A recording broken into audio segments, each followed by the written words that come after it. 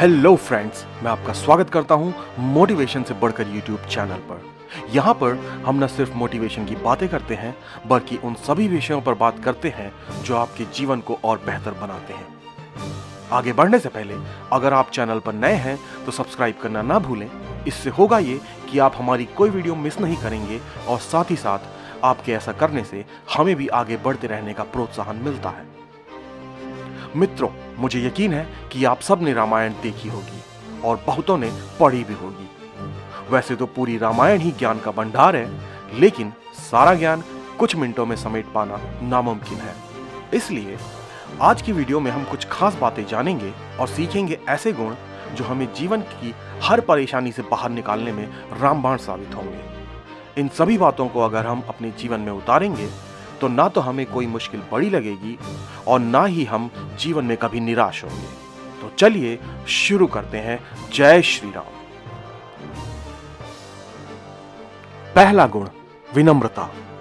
दोस्तों, माता सीता को रावण की कैद से मुक्त कराने के लिए जब प्रभु राम अपनी वानर सेना के साथ लंका की ओर प्रस्थान कर रहे थे, तब मार्ग में उन्हें अवरोध स्वरूप एक समुद्र मिला, जिसे पार करके ही लंका की धरती पर पहुंचा जा सकता था। यद्यपि राम में इतनी शक्ति थी कि वह अपने बाणों से पूरे समुद्र को सुखा सकते थे, परंतु इतना सामर्थ्यवान होने के बावजूद उन्होंने समुद्र को मनाने के लिए पूरे 3 दिनों तक समुद्र तट पर भूखे प्यासे रहकर तपस्या की। दोस्तों, विनम्रता का ऐसा सुंदर उदाहरण और कहीं नहीं मिल सकता। जहां सीता को ढूंढते हुए प्रभु राम को कई महीने बीत चुके होते हैं और ऐसी स्थिति में उनके स्थान का पता लगने पर राम के मन में सीता के पास पहुंचने की कितनी व्याकुलता रही होगी, यह समझा जा सकता है। परंतु फिर भी उन्होंने समुद्र का मान रखते हुए उसे मनाने के लिए वे 3 दिनों तक वहीं तपस्या करते रहे, जबकि यदि वह चाहते तो अपनी शक्ति व सामर्थ्य के बल पर समुद्र का नाश कर देते, एक ही पल में लंका जाने का रास्ता बना सकते थे, परंतु उन्होंने ऐसा नहीं किया। दोस्तों, आप चाहे जितना भी सामर्थ्यवान और शक्तिशाली क्यों ना हो, परंतु विनम्रता का भाव हमेशा बनाए रखें। जो कार्य विनम्रता से हो जाए उसके लिए शक्ति का प्रयोग करना उचित नहीं है। दूसरा गुण, आत्मनिर्भरता।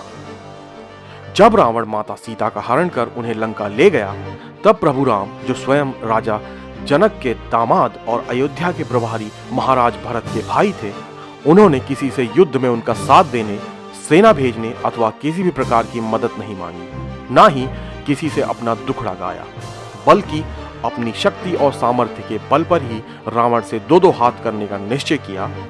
और इस प्रकार प्रभु राम ने अपने पुरुषार्थ के बल पर अपनी शक्तियों को बढ़ाया, जिसके फलस्वरूप वे रावणी सेना के समानांतर एक विशाल सेना तैयार करने में सफल रहे, जिसके फलस्वरूप उन्होंने रावण पर विजय पाई।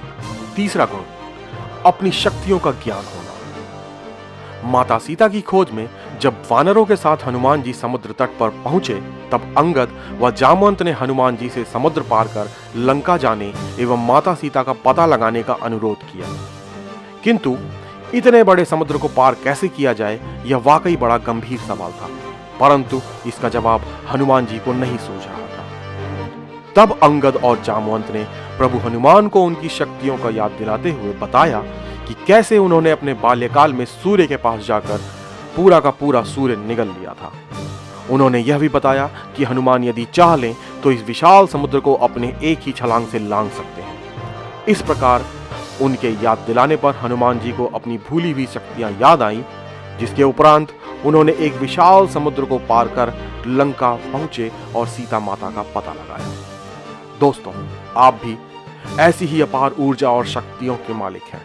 जरूरत है तो बस उन्हें पहचानने की, जिसके बल पर आप दुनिया में अपने पराक्रम का पताका लहरा सकते हैं। इसलिए अपनी क्षमताओं को कम आंकने की बजाय उन्हें जानने की कोशिश करें और अपने सपनों को साकार बनाएं। चौथा गुण, धैर्य रखना। सीता की खोज में निकले राम ने जब सुग्रीव से मित्रता की, तब बरसात का समय आरंभ हो गया था। ऐसी स्थिति में बरसात बीतने का इंतजार करना आवश्यक था, अन्यथा बड़ी हानि हो सकती थी। किंतु यह इंतजार कोई 1-2 दिन नहीं, बल्कि पूरे 4 महीनों का था। परंतु धैर्य का परिचय देते हुए प्रभु राम ने पूरे 4 माह का इंतजार किया।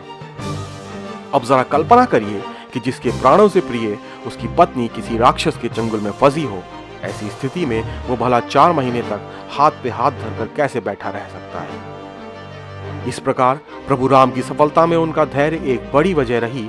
इसलिए मित्रों, सफलता के लिए धैर्य का होना बहुत जरूरी है। अपने स्वयं के लिए जो गोल निर्धारित किए हैं उसको प्राप्त करने के लिए अत्यंत धैर्य बनाए रखें। अगला गुण, सकारात्मकता।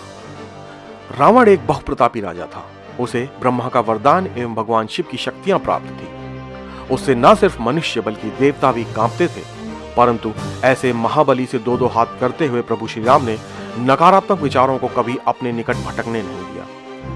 उन्होंने सीता को वापस पाने के लिए पूर्ण विश्वास के साथ निरंतर आगे बढ़ते रहे, जिसके फलस्वरूप उन्हें पहले सुग्रीव, फिर हनुमान, फिर विभीषण जैसे धुरंधरों का साथ प्राप्त हुआ और इस प्रकार वे अपना लक्ष्य हासिल करने में सफल रहे। दोस्तों, लक्ष्य कितना भी कठिन क्यों ना हो, परंतु यदि हम पॉजिटिव एटीट्यूड के साथ आगे बढ़ते हैं तो पूरी दुनिया की शक्तियां हमारी मदद करने में लग जाती हैं ताकि हम अपना लक्ष्य हासिल कर सकें। अगला गुण, क्षमा करना। दोस्तों, क्षमा मनुष्य का सबसे बड़ा गुण होता है, क्योंकि क्रोध से न सिर्फ दूसरों का बल्कि स्वयं का भी विनाश हो जाता है। रामायण में प्रभु राम ने सीता का हरण करने वाले रावण को अनेक बार क्षमा करने की सोची। युद्ध के ठीक पहले उन्होंने बाली के बेटे व किष्किंधा के भावी राजकुमार अंगद के द्वारा लंका नरेश रावण के पास संधि का प्रस्ताव भेजा, जिसके तहत यदि रावण सीता को मुक्त कर देता तो वो उसे क्षमा कर देते। हालांकि राम के भाई लक्ष्मण रावण को क्षमा करने के पक्ष में नहीं थे, क्योंकि रावण ने न सिर्फ माता सीता का हरण किया था बल्कि उसने जटायु का वध भी किया था। और इतना ही नहीं, उसने प्रभु हनुमान की पूंछ में आग भी लगाई थी। परंतु इतना होने के बाद भी प्रभु श्री राम रावण को क्षमा दान देने के पक्षधर थे, क्योंकि दोस्तों, क्षमा व्यक्ति का वह गुण होता है जो उसे महान बनाता है। वहीं प्रतिशोध की आग उसे गर्त में ले जाती है। इसलिए जहां तक हो सके हमेशा दूसरों को क्षमा करने की ही सोचें, क्योंकि यह आपकी कायरता नहीं बल्कि आपकी महानता कहलाएगी। अगला गुण, सुसंगत। दोस्तों, सुग्रीव का भाई बाली सुग्रीव से भी अधिक शक्तिशाली एवं किष्किंधा नरेश था। उसे ऐसा वरदान प्राप्त था कि जो कोई भी युद्ध की इच्छा से उसके सामने आता, उसका बल आधा हो जाता और वह बल बाली को प्राप्त हो जाता। बाली की क्षमताओं का आकलन आप इस बात से लगा सकते हैं कि उसने स्वयं एक बार रावण को अपनी ही पूंछ से लपेटकर बहुत दिनों तक घुमाया था।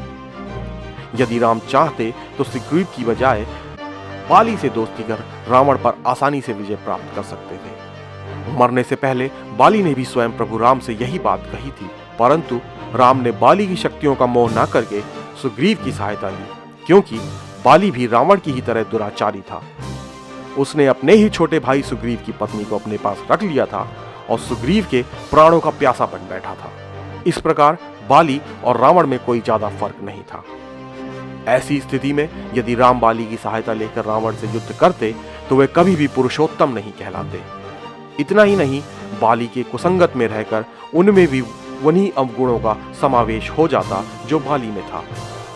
इसलिए दोस्तों, सफल होने के लिए कोई भी रास्ता इख्तियार कर लेना या किसी को भी दोस्त बना लेना उचित नहीं है। यहाँ बहुत से ऐसे लोग आपको देखने को मिल जाएंगे जो अपने लाभ के लिए दुष्टों की भी जय जयकार करने से पीछे नहीं हटते। अगला गुण, दृढ़ निश्चय होना। चाहे पिता के वचनों का मान रखने की बात हो या रावण से सीता को मुक्त कराने का लक्ष्य, राम कभी अपने इरादों से भटके नहीं। यद्यपि उन्हें मार्ग में अनेक कठिनाइयों का सामना करना पड़ा, परंतु फिर भी वे कभी विचलित नहीं हुए। दोस्तों, इसी प्रकार हमें भी दृढ़ निश्चयी होना चाहिए। जो एक बार ठान लिया उसको पूरा होने तक पीछे पलट कर नहीं देखना होगा, क्योंकि पीछे पलट कर देखने वाले कभी इतिहास नहीं रच पाते। अगला गुण, आत्मविश्वास से परिपूर्ण रहना। चाहे वह सीता स्वयंवर में शिव धनुष तोड़ने की बात हो या चाहे रावण का वध का लक्ष्य, किसी भी समय प्रभु राम के पांव नहीं डगमगाए। उन्हें खुद की शक्तियां एवं सामर्थ्य पर पूर्ण विश्वास था और यह विश्वास ही उन्हें बार बार सफलता दिलाने में मददगार साबित हुआ। इसी प्रकार हमें भी खुद पर विश्वास रखना होगा और यह आत्मविश्वास ही हमें जीवन में सफलता दिला सकता है। अगला गुण, निर्भीकता। जिसने कभी छोटा मोटा युद्ध भी नहीं लड़ा हो, उसे अचानक रावण जैसे बहुप्रतापी राजा से लोहा लेना पड़े, यह वाकई बड़ी अचरज की बात है। परंतु रावण से युद्ध के समय शायद ही कभी राम के पैर डगमगाए होंगे।